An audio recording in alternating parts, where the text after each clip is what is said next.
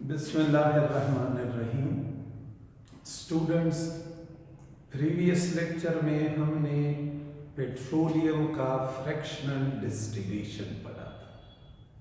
हमारा आज का लेक्चर रिलेटेड है पेट्रोकेमिकल्स के साथ, लेकिन पेट्रोकेमिकल्स शुरू करने से पहले कुछ टर्मिनोलॉजीज, कुछ अल्फाज जो आपको क्लियर होने चाहिए वो है, सबसे पहले एक लफ्ज बार बार यूज होता है डिस्टिलेट।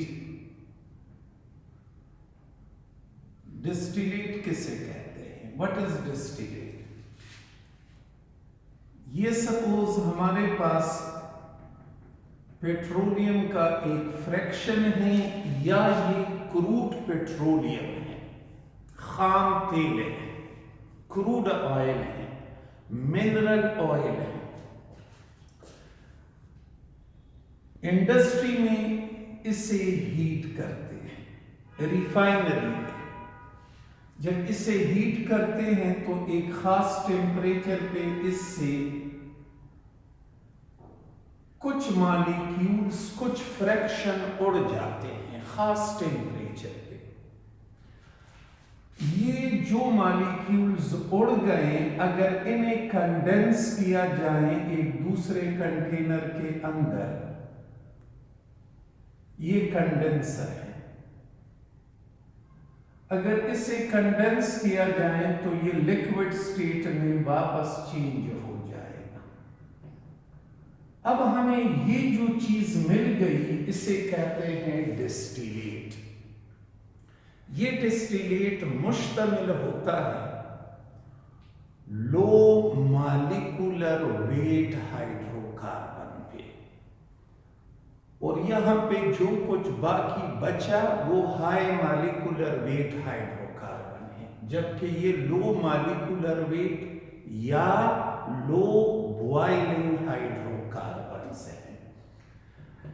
ये जो डिस्टिलेट है इसकी फ्यूलिंग एबिलिटी, यानी जब इसको हम इंजन में डाल दें और इंजन के अंदर जलाएं तो इसकी एबिलिटी इससे ज्यादा होगी।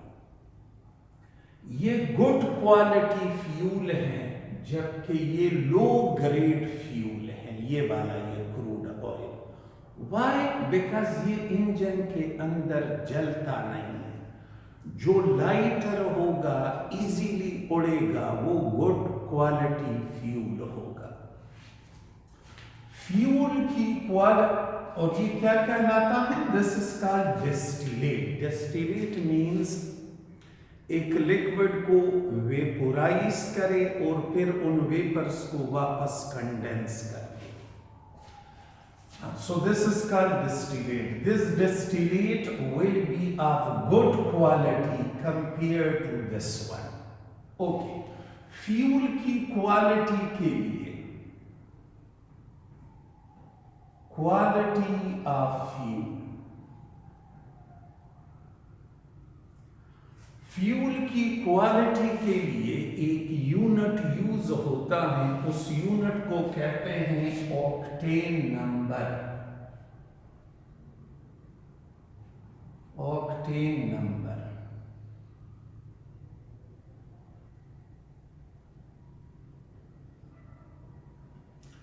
ये बात भी जहन में रखें कि ये जो हम फ्यूल की बात कर रहे हैं यहाँ पे, इस फ्यूल से हमारा मुराद है ओनली पेट्रोल, यानी गैसोलीन, सिर्फ और सिर्फ पेट्रोल, गैसोलीन, केरोसिन ऑयल नहीं, डीजल ऑयल नहीं, सिर्फ और सिर्फ motor fuel. So this distillate will be a good quality motor fuel. और फ्यूल की क्वालिटी के लिए कौन सा यूनिट यूज होता है? Octane number. मैं आपको एक कॉमन एग्जांपल दूं। जब आप गाड़ी में पेट्रोल डलवाते हो, किसी पेट्रोल पंप पे आप चले जाएं तो वहां पे दो किस्म के पेट्रोल मिलते हैं। एक को कहते हैं रेगुलर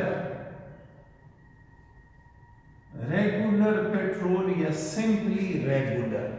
जबकि दूसरे को कहते हैं हाई ऑक्टेन। हाई ऑक्टेन से मुराद है ये जो फ्यूल होगा, ये जो पेट्रोल होगा, इसकी क्वालिटी अच्छी होगी कंपेयर टू दिस वन। है दोनों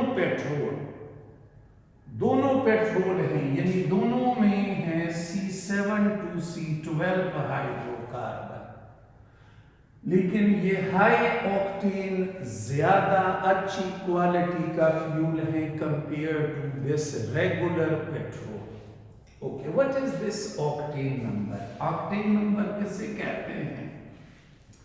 it is the percentage of isooctane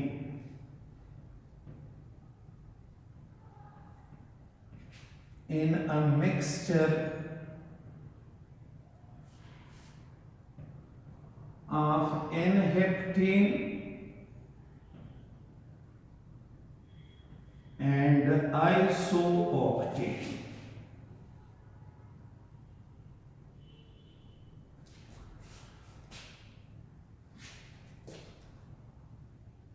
देखिए, suppose I have a mixture of this and this.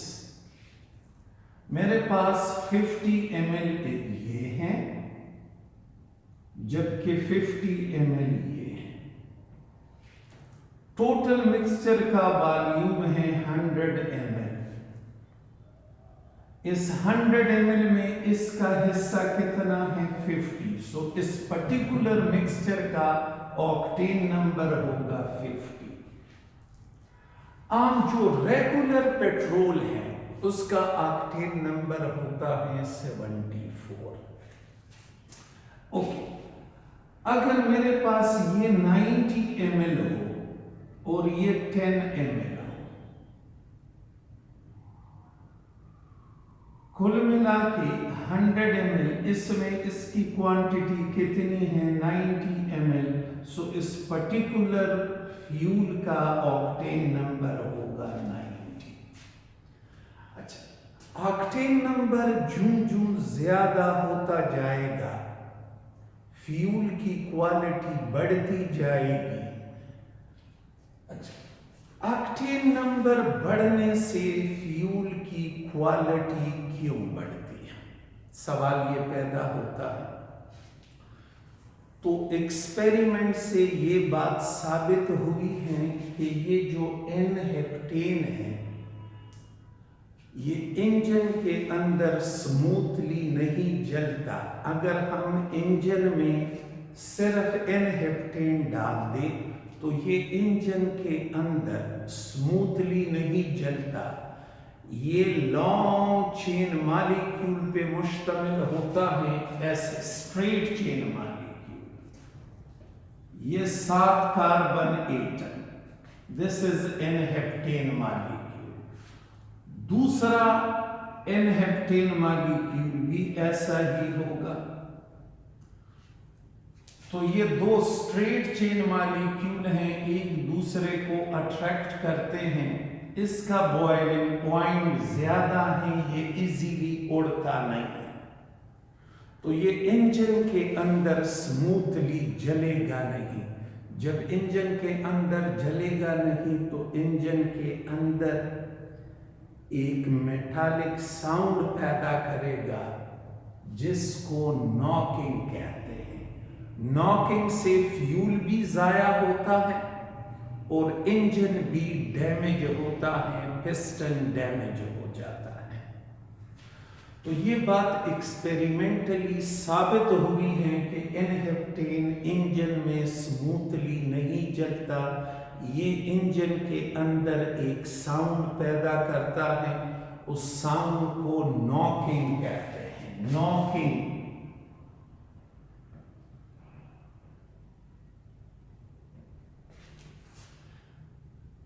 जिससे इंजन खराब पड़ता है और फ्यूल का जो माइलेज है 1 लीटर में गाड़ी कितने किलोमीटर चलेगी, वो माइलेज भी इससे कम हो जाता है, क्योंकि फ्यूल जाया हो जाता है, पूरी तरह से जलता नहीं है। अच्छा, दूसरे साइड पे ये जो आइसो ऑक्टेन है, कौन सा आइसो ऑक्टेन, ये पर्टिकुलर आइसो ऑक्टेन, इसका आयुर्वेदिक नेम है 2,2,4 ट्राइमीथाइल पेंटेन।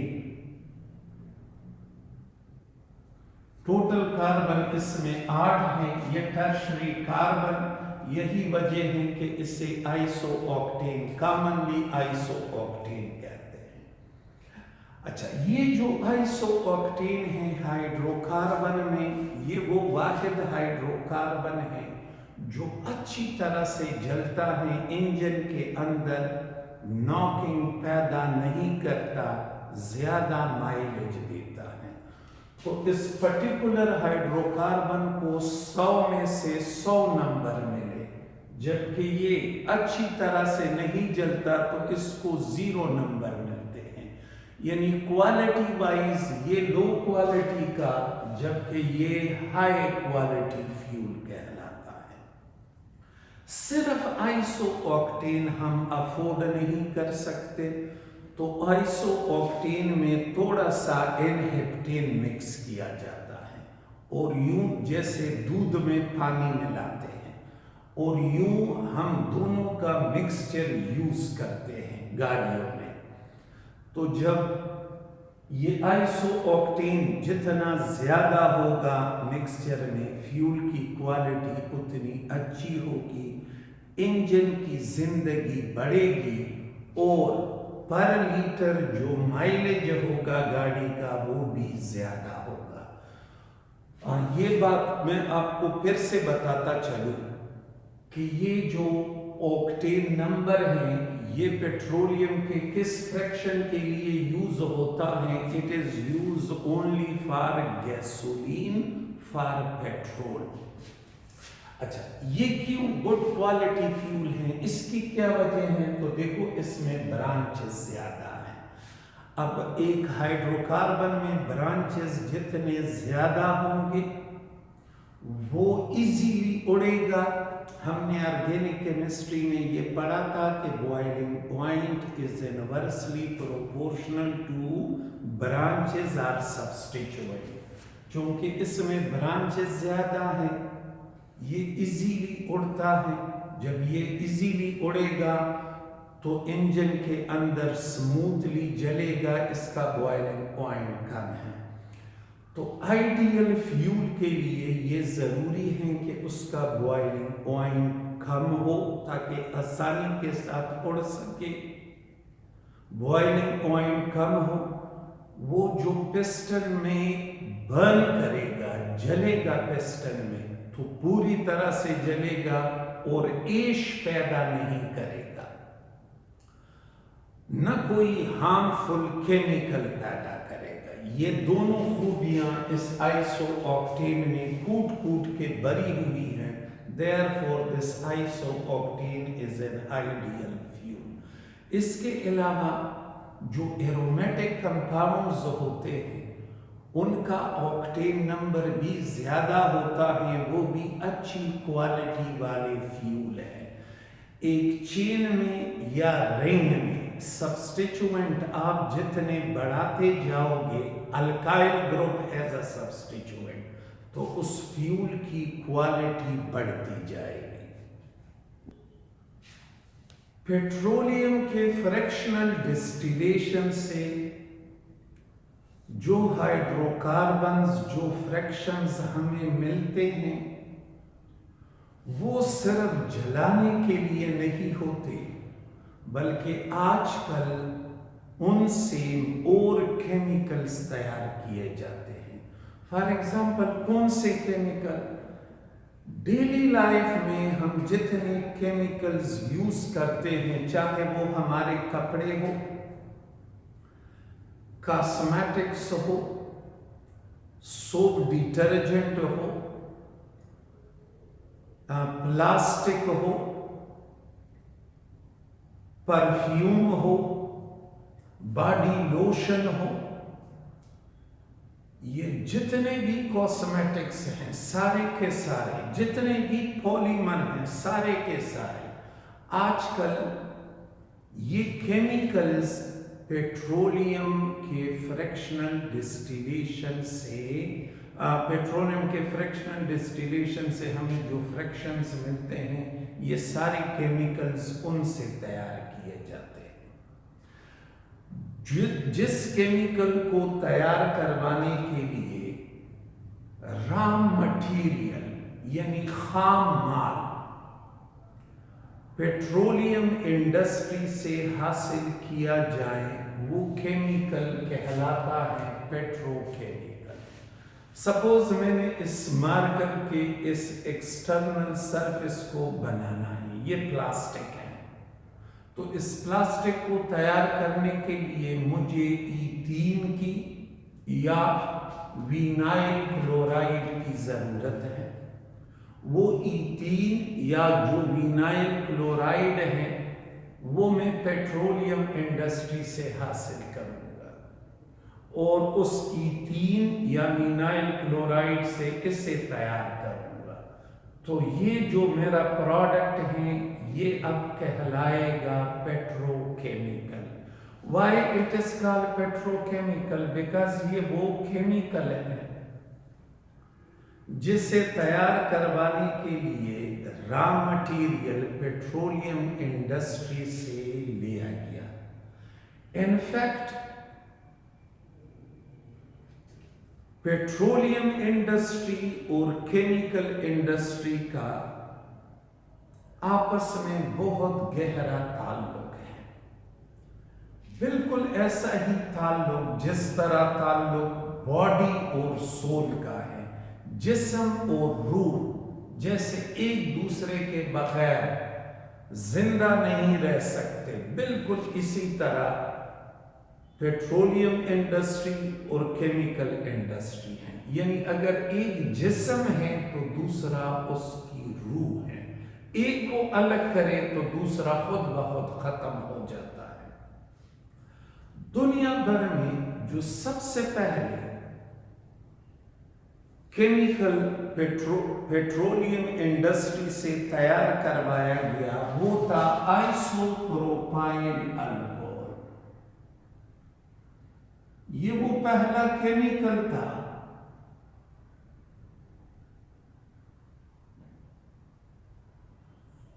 जिसे तैयार करवाने के लिए रॉ मटेरियल पेट्रोलियम इंडस्ट्री से हासिल किया गया। ये प्रोपीन के हाइड्रोलिसिस से तैयार किया गया था। तो केमिकल इंडस्ट्री और पेट्रोलियम इंडस्ट्री एक दूसरे के बगैर रह नहीं सकते। इन दोनों का आपस में जो रिश्ता है वो बहुत मजबूत है, एक दूसरे के बगैर रह ही नहीं सकता। एक केमिकल इंडस्ट्री अपने लिए रॉ मटेरियल पेट्रोलियम इंडस्ट्री से हासिल करती है और पेट्रोलियम इंडस्ट्री 3 किस्म के रॉ मटेरियल ऑफर करती है। कौन कौन सी? Raw material offered by petroleum industry.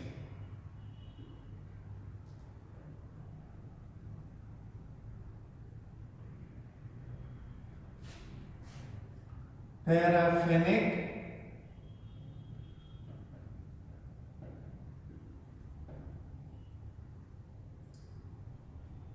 olefinic and cyclic hydrocarbons,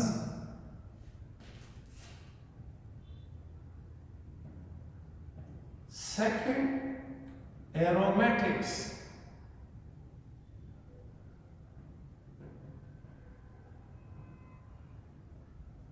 third one synthesis gas.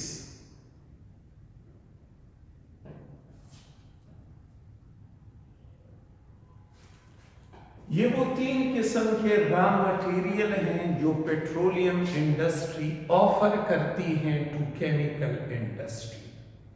और केमिकल इंडस्ट्री पैराफिनिक से मुराद है सैचुरेटेड हाइड्रोकार्बन्स यानी अल्केन्स। ओलिफेनिक से मुराद है अनसैचुरेटेड हाइड्रोकार्बन्स यानी अल्कीन्स। और साइक्लिक हाइड्रोकार्बन से मुराद है cyclo alkenes, cyclo alkenes and cyclo alkynes. Aromatic से मुराद है BTX benzene, टालवीन, xylene. Benzene, टालवीन, xylene. Synthesis gas. Synthesis gas means hydrogen और कार्बन मोनोऑक्साइड का मिक्सचर जिसे वाटर गैस भी कहते हैं। सिंथेसिस गैस इसे तब कहोगे when it is obtained from petroleum industry. और अगर किसी और सोर्स से आप इन दोनों को हासिल करते हो तो फिर ये कहलाएगा वाटर गैस। ओके, तो पेट्रोलियम इंडस्ट्री ये 3 किस्म के रॉ मटेरियल ऑफर करती है। Let me tell you again. Paraffinic का मतलब है अल्केन, सैचुरेटेड हाइड्रोकार्बन। ओलिफेनिक का मतलब है अल्कीन्स, अनसैचुरेटेड हाइड्रोकार्बन। और साइक्लिक हाइड्रोकार्बन में cyclo alkane, cyclo alkyne, cyclo alkyne तीनों आते हैं। तो ये एक किस्म के रॉ मटेरियल। दूसरे किस्म के रॉ मटेरियल को कहते हैं aromatics. Aromatics means benzene, टालवीन, xylene. और तीसरे किस्म का रॉ मटेरियल कहलाता है synthesis gas. What is synthesis gas? Mixture of hydrogen and carbon monoxide. Okay. Chemical industry अपनी जरूरत के मुताबिक पेट्रोलियम इंडस्ट्री से रॉ मटेरियल खरीदेगी यूजिंग वेल इंजीनियर्ड प्रोसेसेस। खास किस्म की इंजीनियरिंग करके केमिकल इंडस्ट्री अपने लिए पेट्रोलियम इंडस्ट्री से रॉ मटेरियल खरीदेगी। वो स्पेशल इंजीनियर्ड प्रोसेस कौन कौन से हैं? वो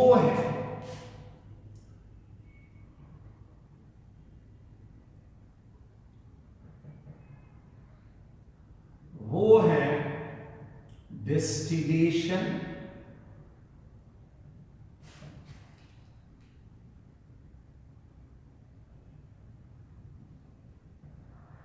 cracking,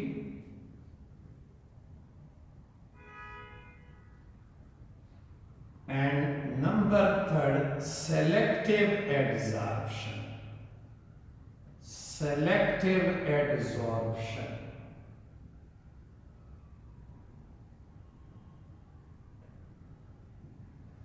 यानी ये 3 वो तरीके हैं जिसके थ्रू एक केमिकल इंडस्ट्री अपने लिए रॉ मटेरियल पेट्रोलियम इंडस्ट्री से हासिल करेगी।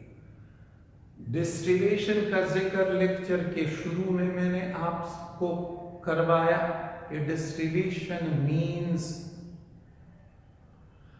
एक लिक्विड को वेपोराइज करे और फिर उसका जो गैसियस फॉर्म है उसे कंडेंस करके फिर से लिक्विड फॉर्म में चेंज करे। जैसे हमने पढ़ा कि अगर क्रूड ऑयल को हीट किया जाए दिस इज क्रूड ऑयल।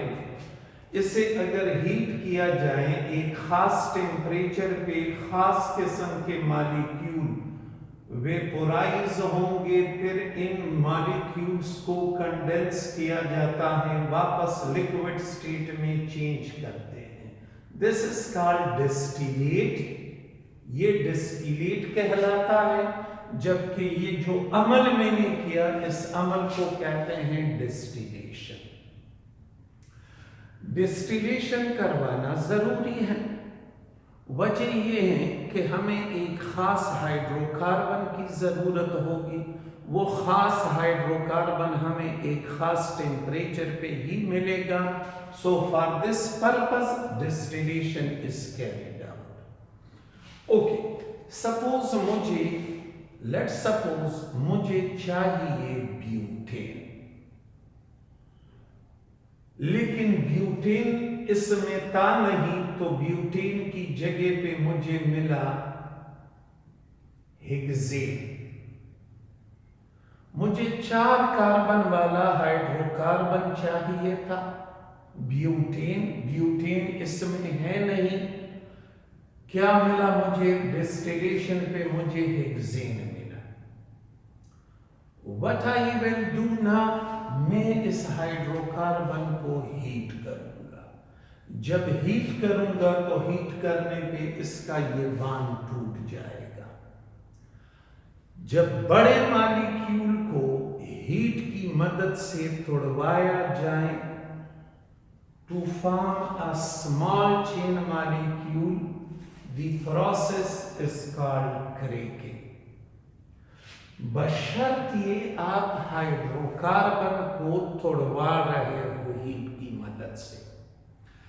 अगर ये मॉलिक्यूल हाइड्रोकार्बन नहीं है, बड़ा मॉलिक्यूल है और हीट पे आप उसको तोड़वाते हो, तो फिर क्रैकिंग को पाइरोलिसिस कहोगे।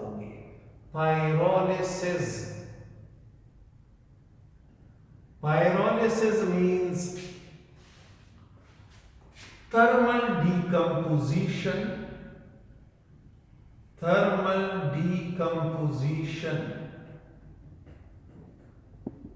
of a large organic molecule.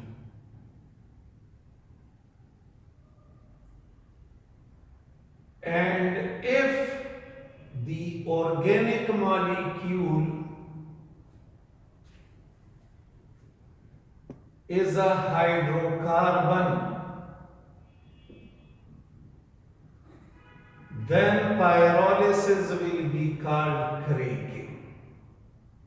दोनों में सिर्फ ये फर्क है। क्रैकिंग का मतलब है स्पेसिफिकली किसी हाइड्रोकार्बन को तोड़वाना, स्पेसिफिकली हाइड्रोकार्बन। जबकि पायरोलिसिस एक जनरल टर्म है। हर लार्ज ऑर्गेनिक मॉलिक्यूल के डिकम्पोजिशन को पायरोलिसिस कहोगे। और अगर ऑर्गेनिक मॉलिक्यूल हाइड्रोकार्बन है तो उस हाइड्रोकार्बन को कहते हैं, हाइड्रोकार्बन के टूट जाने को कहते हैं क्रैकिंग। ओके, तो ये 2 हिस्सों में बट गया, मुझे ये ब्यूटेन मिला। पहले मैंने डिस्टिलेशन किया, यानी इस क्रूड ऑयल को वेपोराइज करवाया। फिर मुझे मेरे मकसद का रॉ मटेरियल नहीं मिला। मुझे किस चीज की जरूरत थी? ब्यूटेन की। और मुझे क्या मिला? मुझे हेक्सेन मिला। तो अब मैं करूंगा क्रैकिंग, यानी इस हेक्सेन को तोड़वाऊंगा हीट करने पे। The process will be called cracking. अब मेरे पास ये 2 मॉलिक्यूल हैं, एक 4 कार्बन एटम वाला, एक 2 कार्बन एटम वाला। Now what I will do, I will do selection in the 2। इन दोनों में मैं सिलेक्शन करूंगा। मैं अपने मकसद के मॉलिक्यूल को उठा लूंगा। This is called selective adsorption. और मुझे डिजायर्ड रॉ मटेरियल मिल जाएगा। तो केमिकल इंडस्ट्री अपने लिए रॉ मटेरियल पेट्रोलियम इंडस्ट्री से हासिल करती हैं यूजिंग 3 प्रोसेसेस और टेक्निक्स। नेमली कौन कौन से? Distillation, cracking, selective adsorption. शुरू में अच्छा, ये सपोज अगर केमिकल इंडस्ट्री को जरूरत ही इनकी ना हो और आपने इसे यूज करवाना हो बतौर फ्यूल, तो ये पहले लेंथी मॉलिक्यूल हैं। अब जब आपने इसकी क्रैकिंग की तो ये छोटे छोटे टुकड़ों में बट गया। अब ये जो छोटे टुकड़े हैं ये आसानी के साथ जल सकते हैं, ये गुड क्वालिटी फ्यूल भी है। सपोज अगर आप इसे इंडस्ट्री में प्रोसेस ही नहीं करना चाहते, आपने क्रैकिंग से मॉलिक्यूल को तोड़वाया, तो जो हाइड्रोकार्बन मिल गए उनका मॉलिक्यूलर वेट कम है, यानी वो छोटे छोटे पीसेस में बट गया। ये small pieces best quality fuel है compare to the original molecule. ये बिल्कुल ऐसे ही हैं जैसे लकड़ी का एक बड़ा टुकड़ा जो इजीली नहीं जलता, लेकिन अगर कुल्हाड़ी से उसके टुकड़े किए जाएं तो वो पीसेस इजीली जल सकते हैं। ये जो प्रोडक्ट मुझे मिला, ये प्रोडक्ट ब्यूटेन, इसे कहते हैं बेसिक रॉ मटेरियल।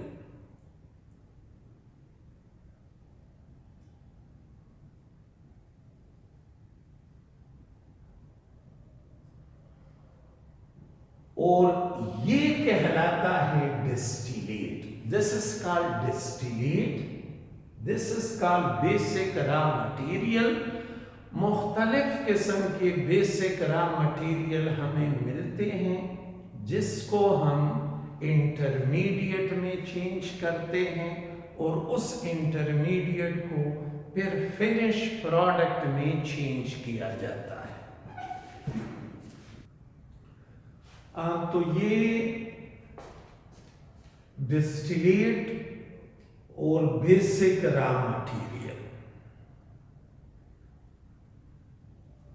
पैराफिनिक, ओलिफिनिक और साइक्लिक हाइड्रोकार्बन, ये बेसिक रॉ मटेरियल है, डिस्टिलेट हैं जो हमें पेट्रोलियम इंडस्ट्री से हासिल होते हैं। इन्हें चेंज किया जाता है डायरेक्टली फिनिश प्रोडक्ट में, ये चेंज नहीं होते, थ्रू क्रैकिंग और थ्रू अदर प्रोसेसेस इन्हें एक इंटरमीडिएट में चेंज किया जाता है। Intermediate bye conversion.